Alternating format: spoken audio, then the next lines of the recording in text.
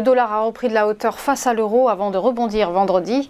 Et sauf aggravation géopolitique, la paire devrait se maintenir sur son support au moins jusqu'à vendredi. Oui.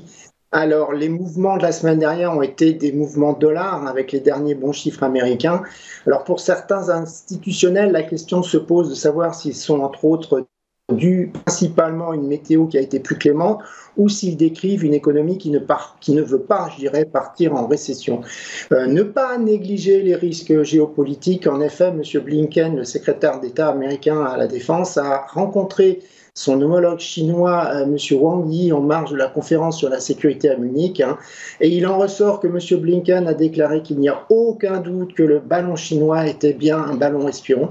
Il a aussi rajouté que les USA ont fourni des informations indiquant que la Chine fournit, je dirais, un support, comme je le cite, un support létal à la Russie. Alors, qu'est-ce qu'on voit? Ce qui est positif, c'est qu'au moins ils se parlent encore. Et demain, on va avoir Poutine qui va s'adresser à la nation. Biden a décidé juste après d'en faire de même en Pologne. Donc, on sent bien que c'est une manœuvre diplomatique de la part des USA pour diminuer l'importance du discours de Poutine. Mais maintenant, il ne faut pas oublier que les deux ne vont pas s'adresser au même public.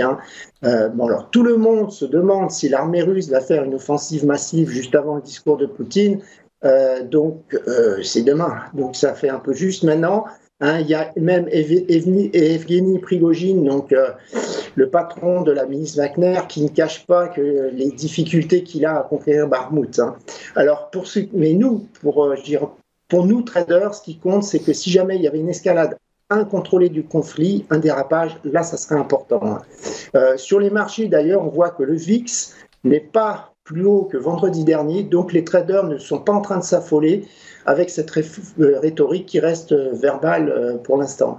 Côté flux sur l'eurodoll, qu'est-ce qu'on a vu la semaine dernière? Des mutual funds, les fonds spéculatifs, les hedge funds, les entreprises qui en ont profité pour acheter les bas, ce qui a limité la chute de l'eurodoll. Et on a vu que justement, il n'a pas cassé le support que je vous ai annoncé, donc à 1,0630, et il a finalement clôturé sa semaine pratiquement à 1,07. Donc, ce qui est un signe considéré comme positif en analyse technique, tout du moins temporairement. Alors, on va avoir les chiffres européens qui vont probablement aider la paire à se maintenir en début de semaine, mais si les chiffres américains continuent de montrer une vigueur de l'économie américaine, et notamment le corps PCE dont on vient de parler, ce support pourrait être cassé au final. À l'inverse, si ce n'est pas le cas, ce n'est pas pour autant que la paire retournera au plus haut de l'année, soit un 10,27. Donc on voit qu'on a terminé la semaine à 1,0694, qu'on monte un petit peu ce matin. Bon, on est 20 pips, 30 pips au-dessus de la semaine précédente. Donc du coup, on a les points en analyse technique qui restent évidemment les mêmes. Donc comme je vous disais, on a un support à 1,0630, c'est le plus haut de juin dernier. Donc je vous le rappelle, c'est aussi le ratio 38,2% de Fibonacci entre le plus haut de 2021 et le plus bas de 2022. Et donc, je vous rappelle aussi ce qu'avait dit la banque Crédit Suisse déjà il y a 3 semaines, c'est qu'elle pense que passer sous ce niveau invaliderait la hausse. Donc, on a en dessous un petit support intermédiaire, un 0,540-50, qui correspond au rebond de la paire au premier jour de trading de l'année, donc après une période de trading range. Comme résistance, on a toujours un 0,830, qui est une zone de congestion sur laquelle le Eurodoll a rebondi pendant 3 mois jusqu'en mai 2020 et donc qui est redevenu à nouveau une résistance.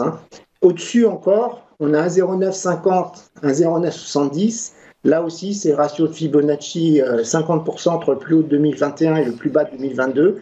Et c'est aussi une droite ascendance en graphe weekly qui passe par les points bas de 1985, donc si on reconstitue l'euro, et le point de l'an 2000.